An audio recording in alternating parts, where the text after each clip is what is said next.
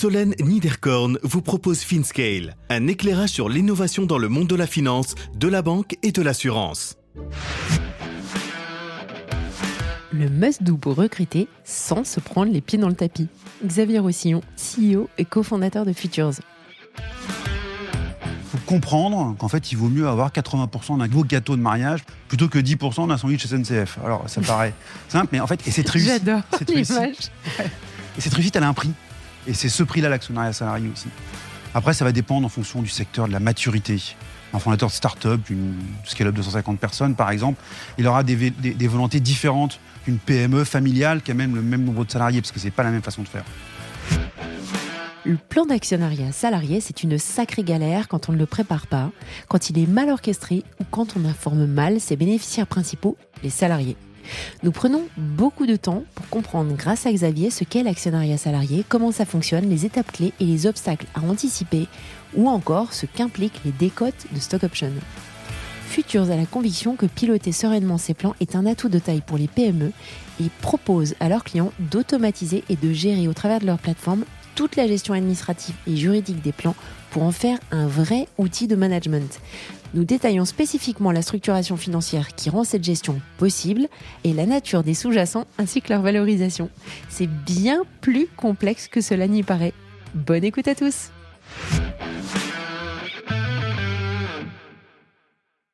Bonjour à tous, salut Xavier. Salut Solène.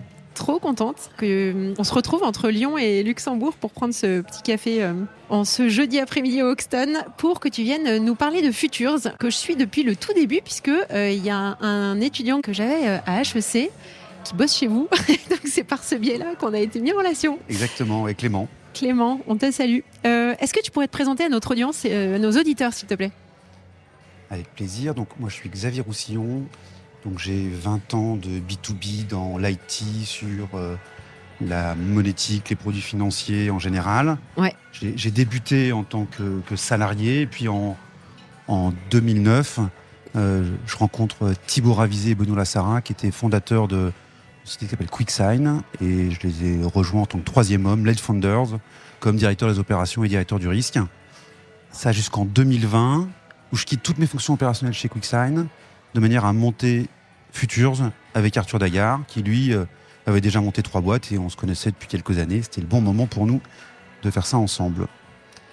Arthur et moi, on s'est rejoints là-dessus, sur le why de Futures, parce que l'actionnariat salarié, qui est le métier de Futures, on le connaissait à 360. C'est-à-dire que moi, j'avais eu de l'actionnariat salarié en tant que jeune collab.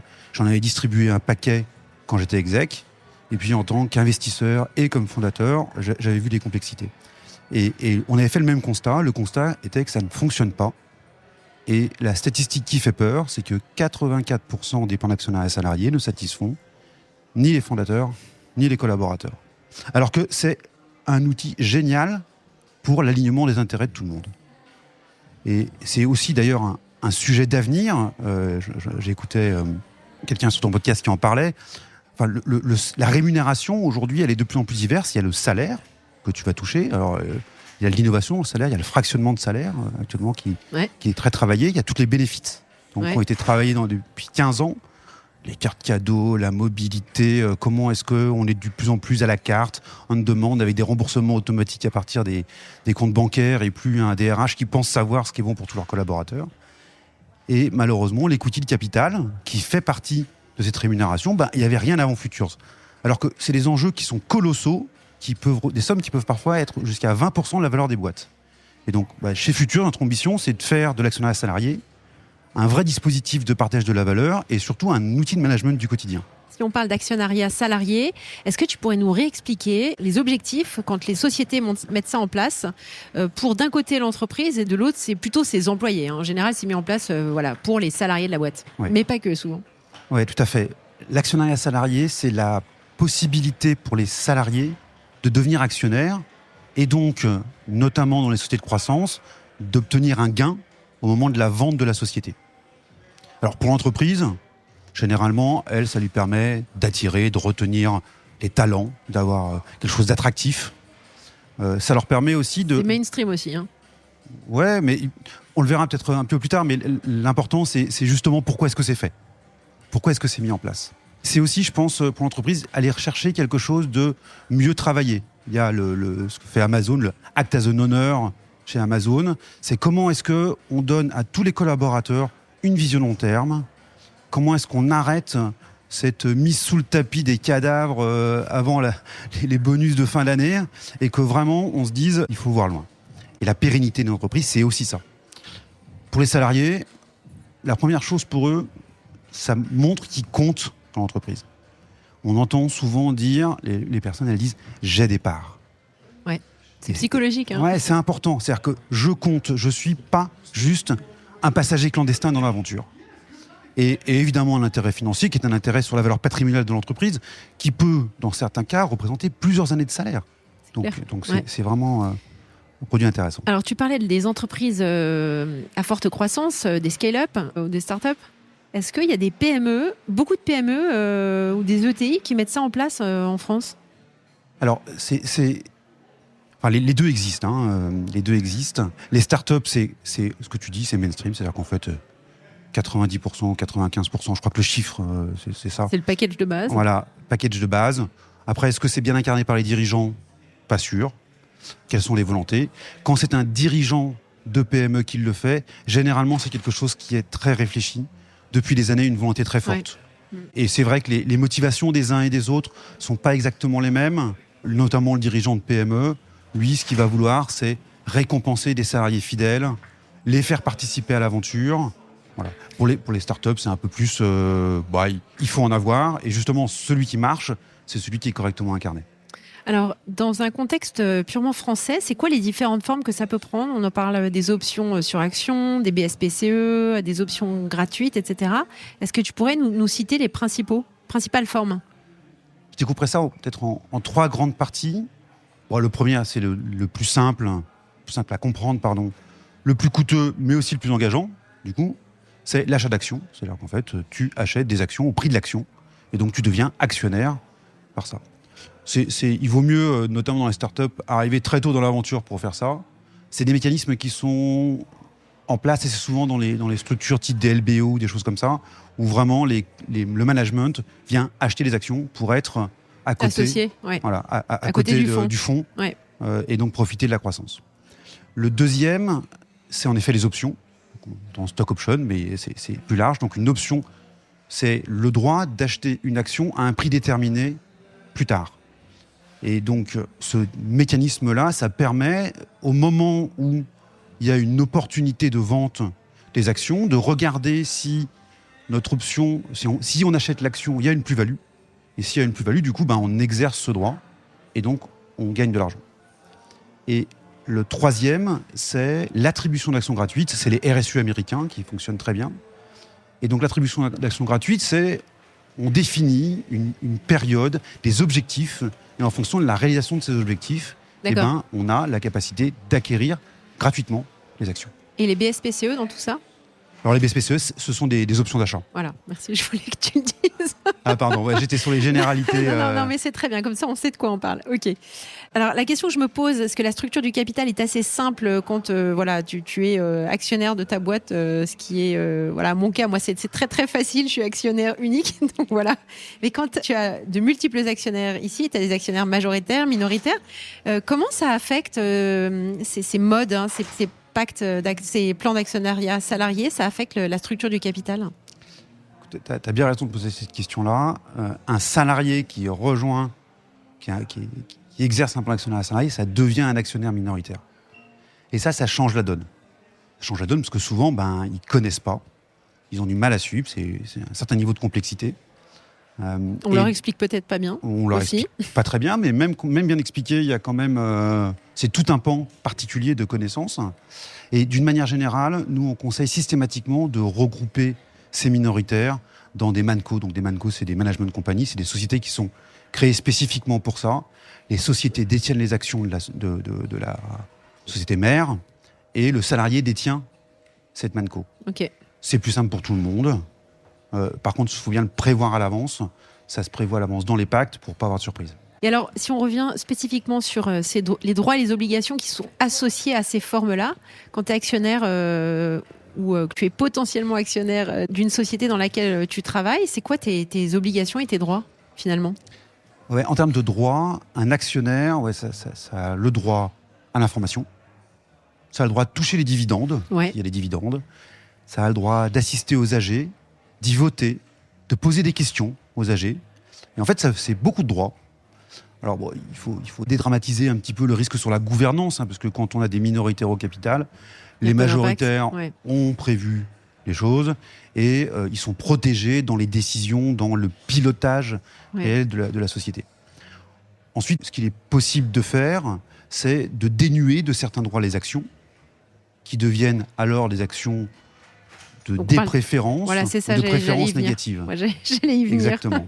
Ok. Si une image que je trouve assez représentative de ce que peut être une table de capitalisation de ce type-là, il y a les actionnaires majoritaires qui sont à table dans un dîner mondain, ils discutent entre eux, et puis les minoritaires sont debout derrière. Ils n'ont pas vraiment voix au chapitre, mais ils écoutent. Et finalement, un salarié d'hier, c'est pas nécessairement un salarié de demain. Ouais. La confidentialité de ces informations qui sont échangées, c'est clé. Et ils ont accès au bilan, au compte de résultats, parfois ils ont accès au BP. Et tout ça, c'est important. Donc, encore une fois, les MANCO ou les SPV spécifiques, on maîtrise l'information qui est diffusée, c'est quelque chose qui est une bonne pratique. Ok, alors vous qui êtes chez Futures, super spécialiste du sujet, comment est-ce que tu pourrais décrire à quelqu'un, un entrepreneur qui nous écoute et qui envisage de mettre en place un plan d'actionnariat salarié, comment ça se passe ? Et c'est quoi les pain points à franchir, pardon. Oui. Le premier, c'est être convaincu. En fait, c'est la volonté du dirigeant de mettre quelque chose en place, parce que lui va devoir l'incarner. Ça reste le référent des salariés concernant ce sujet-là. Il faut comprendre qu'en fait, il vaut mieux avoir 80% d'un beau gâteau de mariage plutôt que 10% d'un sandwich SNCF. Alors, ça paraît simple, mais en fait, et cette réussite, j'adore l'image. Et cette réussite, elle a un prix. Et c'est ce prix-là, l'actionnariat salarié aussi. Après, ça va dépendre en fonction du secteur, de la maturité. Un fondateur de start-up, d'une scale-up de 150 personnes, par exemple, il aura des volontés différentes d'une PME familiale qui a même le même nombre de salariés, parce que c'est pas la même façon de faire. Start-up, ça va être les enjeux, c'est l'attractivité versus des cabinets de conseil en strat ou des boîtes du CAC 40 qui proposent des meilleurs salaires, qui ont des packages de bénéfices qui sont au-dessus, donc ils compensent un petit peu avec ça. Le start-upper, entre guillemets, il veut pas y passer de temps, il veut passer le moins cher possible, et sa plus grande peur, c'est être en dehors des usages de la place.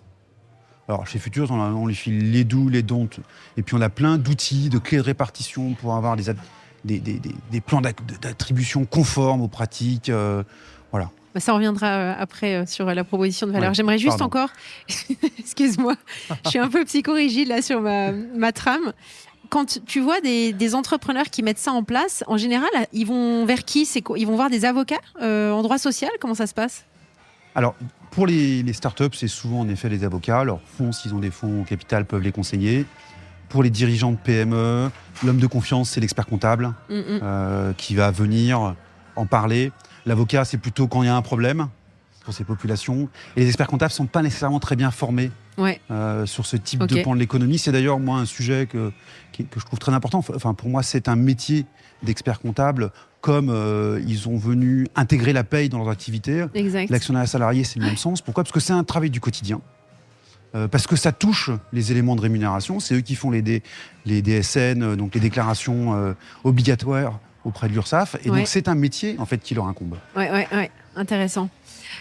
Alors, on parle souvent... Juste pour finir, un point essentiel que je voulais dire sur la partie de la réussite, c'est la compréhension par les collaborateurs du dispositif. Ouais.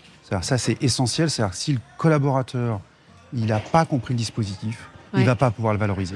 C'est Et clair. ça, c'est pas toujours simple à faire. Donc, une attention particulière à faire ça. Ok, alors dans l'écosystème start-up, mais voilà, c'est principalement là qu'on entend parler, on parle des modifications de décote. Est-ce que tu pourrais nous expliquer ce que c'est et nous expliquer comment ça influence l'attractivité du plan ? En effet, c'est pour les startups uniquement, parce que ça dépend de la fluctuation de la valorisation de l'entreprise. C'est moins le cas pour les PME. C'est un sujet actuel pour beaucoup de startups. Il y a beaucoup de boîtes qui ont levé beaucoup d'argent en 2022 et qui peinent aujourd'hui à se refinancer.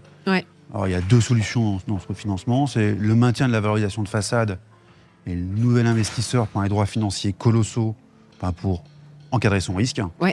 Le deuxième, c'est on acte la perte de valo, mais les investisseurs d'avant, décote. ils sont pas très contents. Ah, Parce l'angoisse. que c'est jamais très agréable. Ouais. Et dans ces deux cas, finalement, c'est la même chose. C'est-à-dire que les actions antérieures, elles perdent de la valeur intrinsèque. Et C'est communiqué, ça ? Non. Ok. Non. Pourquoi Et- c'est pas communiqué ? Parce qu'il faut vraiment être dans les droits financiers préférentiels de la table de capitalisation pour s'en apercevoir. Ok. Non, mais il voit bien quand il y a un tour de table qui arrive et que la valo est plus basse qu'au tour d'avant. La seule chose qu'on sait quand une augmentation de capital est faite, c'est quel est le prix de souscription des actions Ouais, et combien d'actions ont été souscrites. Mm. On ne connaît absolument pas les droits préférentiels financiers qui sont t'as attachés à raison. ça. Ouais, Donc de back-solver, entre guillemets, la valorisation sans connaître cette information-là, c'est pas facile à faire. ouais. Mais Clair. ce qui est sûr, c'est que toutes les actions antérieurement émises perdent de la valeur avec ces nouvelles levées, et notamment les actions ordinaires, donc qui sont le sous-jacent général de l'actionnaire salarié. Donc c'est les actions qui n'ont pas de droits préférentiels financiers associés. Et dans ces cas-là, potentiellement, elles ne valent plus rien. Et quand elles ne valent plus rien, l'attractivité des plans d'actionnariat salarié s'effondre. Ouais. Donc l'enjeu actuel, c'est d'acter de cette nouvelle valorisation, de prendre des décisions de manière à le rendre de nouveau attractif. On appelle ça, dans le microcosme des gens qui font ça, le restriking. C'est que le strike price, c'est le prix d'achat des actions. Ouais. Et donc le restriking, c'est le changement de strike price. Donc ça consiste le strike. à baisser le strike. Alors, à baisser le strike, ça veut dire, par exemple, je prends un exemple, le strike était à 100 €, la valeur courante de l'action du nouveau tour la positionne à 80. Ouais. L'option ne vaut plus rien. Et l'idée, c'est de la redescendre à 50, de manière à retrouver de l'attractivité. Ouais. Alors attention, quand on dit restriker, changer le prix, c'est un petit peu plus complexe que ça à faire au niveau corporate, mais l'idée est là. Non, tout à fait.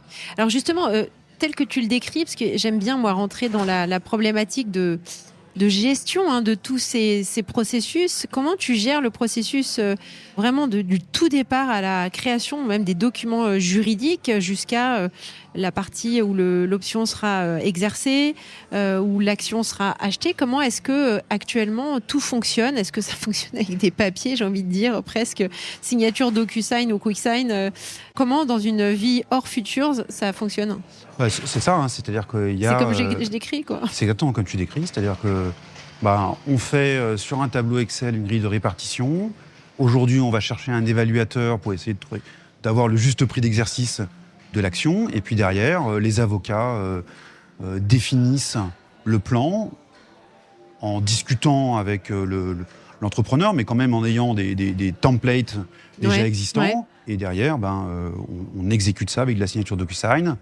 Et le collaborateur se retrouve avec un papier qu'il a signé. Et je crois qu'il n'y a rien de plus immatériel pour un ingénieur de Centrale Supélec que d'avoir un bout de papier ou un registre de mouvement de titre, une photocopie de registre de mouvement de titre. Donc en effet, c'est pas très matériel. Ouais. Et ça fait partie d'ailleurs des points d'attention à avoir. C'est comment est-ce qu'on visualise ces plans d'actionnariat salarié. Alors, dernier point, côté entreprise, quand tu es sur de la forte croissance et que tu pars avec 3 founders et 3 employés au départ et que dans ton hyper-croissance, tu vas recruter des centaines d'employés, comment est-ce que ce nombre croissant d'actionnaires minoritaires va impacter, va potentiellement générer un souci pour l'entreprise, même si c'est dans une holding ou une manco, comme tu le disais tout à l'heure? Alors, généralement, ils ne sont pas associés. Ils ne sont pas associés tout de suite. Ouais. Ils ont des options. Du coup, quand on a des options, on n'est pas associé. Du coup, ça simplise énormément les choses. En termes de Mais tu dois quand même te farcir à chaque fois la signature. Oui. Alors, par contre, en termes de paperasse travail administrative. d'avocat et de paperasse, ça peut être C'est très boulet. pénible. Ouais. D'autant que c'est pas toujours pensé dans la construction comme quelque chose d'extrêmement simple. C'est-à-dire, parfois, on demande, notamment à tous les associés, par exemple, de signer un mini-pacte. À tous les associés, quand on a une table de capitalisation avec 40 BA et plein d'investisseurs, si chaque collaborateur, chaque fois, on lui fait signer un mini-pacte, c'est sûr que c'est assez pénible. Ouais. Surtout s'il challenge le pacte. Non, je plaisante. Non, ça n'arrive pas. Ça n'arrive pas beaucoup. Ok, alors un autre point que je trouvais intéressant, c'est que de plus en plus dans les entreprises, alors de ce que je vois en Europe en tout cas, c'est que le statut de salarié est toujours très présent. Mais tu as énormément d'anciens salariés qui deviennent freelance. Tu vas avoir des gens qui vont travailler sur des problématiques temporairement, donc des consultants, etc. Comment est-ce qu'on arrive à aussi partager la valeur avec ces personnes-là qui sont un peu des satellites à l'entreprise.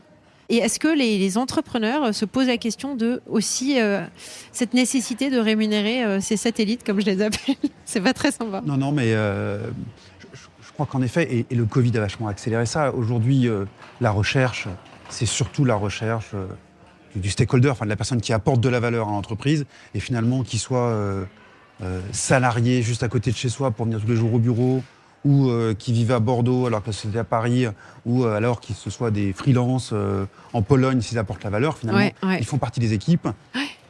Et donc, il faut les intégrer dans ce type de vision long terme. Il faut ou ils sont intégrés? Alors, la demande, c'est il faut, et ils ne le sont pas encore nécessairement. Okay. Parce qu'aujourd'hui, la réponse à ça, c'est des bons de souscription d'actions. Donc, c'est beaucoup de corpos, pas mal d'argent à sortir. Et en général, les dirigeants devant cette complexité-là font machine arrière. Ouais. Et justement, ça fait partie d'une des visions premières de Futur, c'est de proposer une solution d'incentive globale qui soit indépendant du type de contrat, contrat de travail ou autre, contrat de portage, contrat de freelancing, avec les personnes qui apportent de la valeur, et quelle que soit la géographie. Ouais. Écoute, c'est hyper intéressant, on a fait une méga intro. Maintenant, j'aimerais qu'on parle de Futures. J'aimerais que tu nous parles de ce que vous avez déployé au tout départ et pourquoi ça ne fonctionnait pas. Parce que maintenant, ça fonctionne. Mais je trouve intéressant, j'aime bien parler du pivot. Ça fait déjà plusieurs épisodes que j'ai traités sur le sujet. Je trouve ça intéressant que les auditeurs comprennent en fait que voilà, tu peux avoir une feuille de route très claire au départ, puis à un moment, bam, tu te rends compte que c'est pas ce qu'il fallait mettre en place. Ah ouais. Je vais faire une réponse en 2 temps là-dessus. Le premier, c'est la vision de l'incentive pour tous que je viens de te donner. On l'avait dès le début. En fait, cette vision, on l'avait, et après, il faut la construire. Et ni Arthur, ni moi, on est avocats, et ça n'existait pas. Du coup, on a travaillé avec des cabinets d'avocats. Évidemment, on a usé des cabinets d'avocats avec nos questions systématiques, et moi, je peux être un peu pénible dans ces choses-là, parce qu'on n'arrivait pas à construire ce qu'on voulait. Ouais. Ça a pris 18 mois. Ça s'est fait dans un contexte où les management packages venaient d'être retoqués par le Conseil d'État, donc avec pas mal d'avocats un peu frileux, il n'y avait pas beaucoup de littérature dessus, tout le monde hésitait un petit peu à mettre les pieds dedans, et puis on a trouvé le bon cabinet qui a co-construit la solution avec nous, qui a accepté de se faire challenger comme ça, ce qui n'est pas toujours le cas, ce qui n'est pas toujours évident pour un avocat. C'était qui? C'est le cabinet Dubuc, ouais. Qui est un cabinet ex-soi, qui est vraiment, nous ça a été vraiment la rencontre qui a permis de faire émerger ça. Et nous on est venu avec toutes les questions qu'on avait, toute la manière d'aborder les choses, toutes les compétences, toutes les connaissances qu'on avait acquises. Et ça a permis donc de construire, et ça a créé Prism. Ensuite, c'était la vente de Prism. Donc on avait une croyance très forte en disant ça marche pas, on va tout changer. C'est la réponse à tous nos maux. Et on avait mal anticipé ce cycle de vente, en fait, qui est un cycle de vente extrêmement complexe. La persuasion nécessaire pour venir toucher ces choses-là, notamment face à des avocats, les avocats conseils de nos clients, alors que... Parce que c'était la logique à cette époque-là, c'était d'aller voir les avocats ? Non, mais en fait, quand on allait voir un client, notamment les boîtes de tech, directement, on a ensuite accès à l'avocat qui fait le corpo de la structure. Ouais. Et donc, il nous voyait arriver, un petit ingénieur qui est en train d'expliquer ce qu'il faut qu'il fasse, et c'était pas facile. Et donc, un cycle de vente où les clients ne disaient pas non, mais ne signaient pas. Et tu penses que c'était dû à quoi ? À la complexité de la compréhension de l'offre ? Ouais, complexité, je pense mauvaise explication, ouais. Absence de légitimité. On voit d'ailleurs aujourd'hui, donc on a notre général conseil qui est arrivé, qui est une avocate de formation. La discussion est complètement différente. C'est-à-dire qu'il parle de pair à pair, et finalement, ça simplifie énormément la partie signature, parce qu'ils se connaissent, c'est le sérail. Et c'est vrai qu'on n'avait pas ces codes, et ça a été un point dur. On a perdu, dans cette phase de vente, on a fait aussi une erreur, c'est qu'on a pris un head of sales, et donc on était un peu trop loin aussi du contact avec les clients. Et ça aussi, ça a été quelque chose qui nous a pénalisé. Je pense qu'on a perdu 8 à 10 mois de croissance avec un truc comme ça. Dingue. Tu m'avais même dit que à un moment, vous vous demandiez si vous n'alliez pas rembourser à vos BAs. On savait, ils savaient tous entre guillemets, que c'était un sujet qui était complexe. Ouais. Mais quand ça tourne pas, il y a un moment aussi, il faut se poser la question de qu'est-ce qu'on fait. On n'est pas pour ambition, ni Arthur ni moi, de passer du temps, juste pour passer le temps. Donc on voulait construire quelque chose. Et en effet, à un moment, on s'est posé la question dessus. On en a parlé avec certains. Et puis évidemment, ils nous ont dit, mais enfin, on le sait, on est au courant. En fait, on savait qu'avec vous, on a choisi aussi 2 entrepreneurs expérimentés pour lancer quelque chose de complexe. Et que ça allait prendre du temps. Ouais. J'en avais parlé pas mal avec Evan Testa sur un épisode que j'ai enregistré sur Roundtable, où il explique un peu la complexité que c'est pour monter cette offre qui est un petit peu qui est tech, mais qui nécessite énormément d'ingénierie juridique derrière. Oui, c'est sûr. Et puis, il y a une équation financière à faire qui est aussi pas évidente. Ouais. Alors finalement, qu'est-ce que vous avez aujourd'hui lancé ? C'est quoi votre offre à ce jour ? Et qui sont vos clients ? Alors, nos clients, c'est principalement des boîtes de la tech. C'est les premiers qu'on a adressés. On les a adressés parce que c'était notre écosystème, parce que c'est aussi des personnes qui sont assez ouvertes à prendre des nouvelles solutions qui leur apportent de la valeur. Et on les a adressés donc d'abord avec notre premier produit, la Prism, dont je parlais tout à l'heure. Et en fait, on a aussi élargi la plateforme à l'ensemble des dispositifs d'État, de manière à pouvoir proposer une solution la plus globale possible à l'ensemble de nos clients et écouter nos clients. À un moment, on était un peu bornés à nous écouter beaucoup et on écoute un peu plus nos clients. Ok, donc ça permet de faire quoi en gros ? C'est un peu plus qu'une plateforme, c'est l'accompagnement global du dirigeant dans la mise en place de son actionnariat salarié, dont une partie est une plateforme. Mais la première chose à faire, c'est aider le dirigeant à savoir ce qu'il veut faire, l'accompagner, on l'a vu, sur les bonnes pratiques de mettre en place. Donc nous, on ne fait pas de conseil juridique, donc c'est aider le dirigeant avec son avocat pour que ça avance. Et puis derrière, c'est en effet digitaliser, rendre visible. Tout le processus. Et donc administrer ensuite ce pacte, ce programme.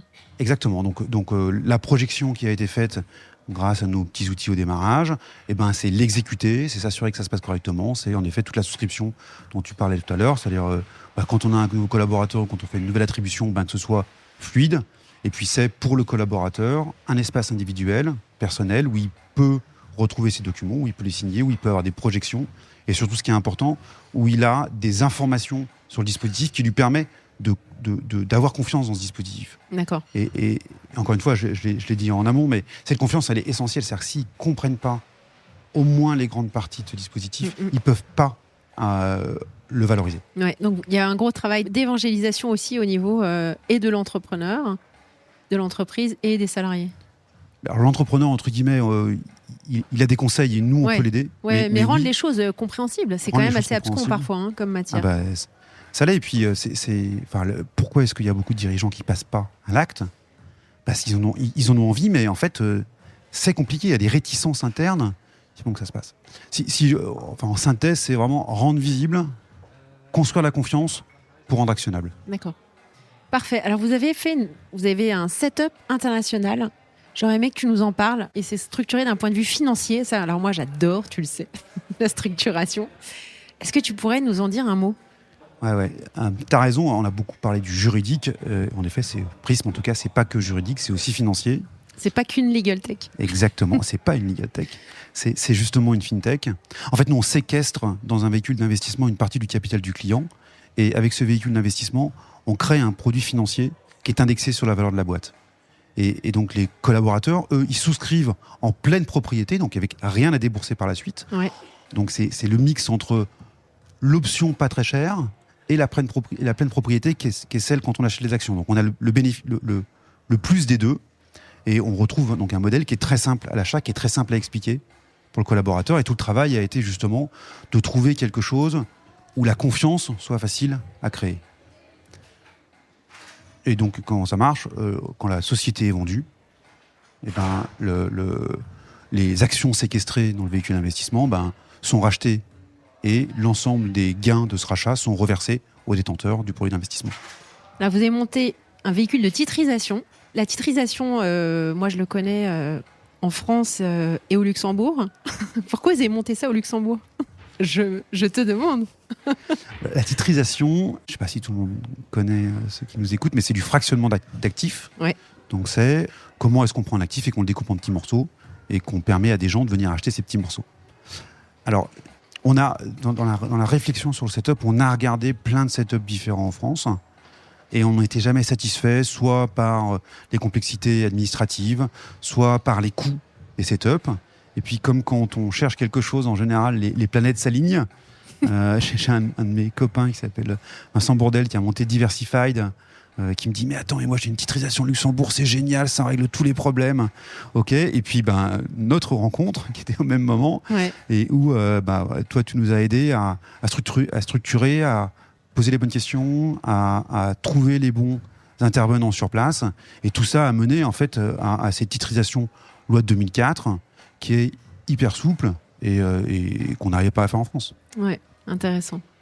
Donc, on a bossé ensemble, Xavier et moi. Ouais, pardon, je ne vais pas le dire. Si, non, avec plaisir. C'était une super collaboration. Ok, hyper intéressant. Donc maintenant, vous êtes combien ? Alors nous, on est resté une petite équipe. Ouais. On est 7 chez Futures, à plein temps, avec tout le développement est externalisé. Mm-hmm. La techno sur laquelle on fonde notre solution, c'est pas rocket science. Nous, c'est le plus simple, le plus direct. Et c'est d'ailleurs ce qu'apprécient chez nous nos clients. Arthur, qui est un homme de produit, c'est celui qui va, dès qu'on veut rajouter un bouton, il faut faire 6 pages de notes pour expliquer pourquoi, parce que sinon, il n'y a pas de bouton. Donc la technologie, puis évidemment beaucoup d'avocats. Et on est sur une core team qui a un domaine dont chacun a un domaine de compétences extrêmement précis. Et pour l'instant, on avance comme ça. Alors, vous avez fait une petite levée il y a quelques années, maintenant. Il y a 2 ans, c'est ça ? C'est quoi vos prochaines étapes ? Une autre levée ?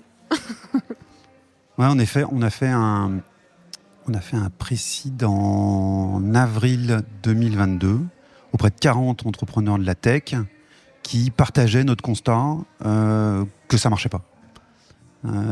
Et on savait tous que ça allait être un long chemin.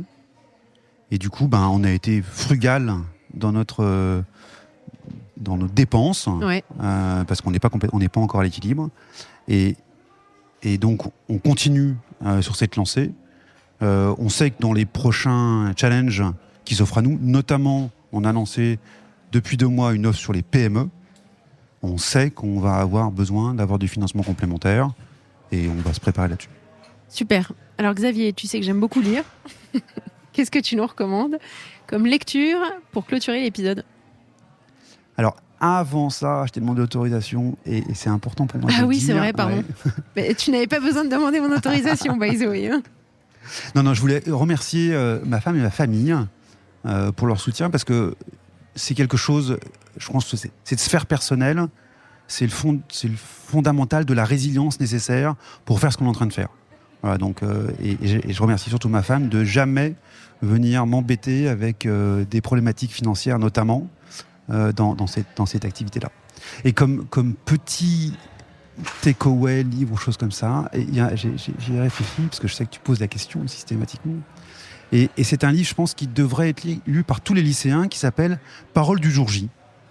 Alors, ce sont des lettres envoyées aux familles et des journaux intimes des soldats en Angleterre, donc des soldats américains, des soldats anglais, des soldats français et aussi des soldats allemands, la veille du débarquement de Normandie 1944. Alors, c'est hyper poignant, non ? Ouais, ça montre sur tout ce que c'est que la guerre, le prix qui a été payé pour avoir la liberté et la démocratie. Et je crois que c'est un livre qui, d'ailleurs, à tout âge, ça permet aujourd'hui vraiment de réfléchir sur l'époque actuelle qu'on a, sur la guerre, la montée du populisme qu'on peut rencontrer, qui nous permet de nous interroger sur les valeurs acquises par nos aïeux et qu'il faut peut-être défendre aujourd'hui. Merci beaucoup, Xavier, d'être venu me parler, d'être venu nous parler. À très bientôt. À très bientôt. Merci. Merci à tous pour votre écoute. Je suis ravie d'avoir partagé ce moment avec vous.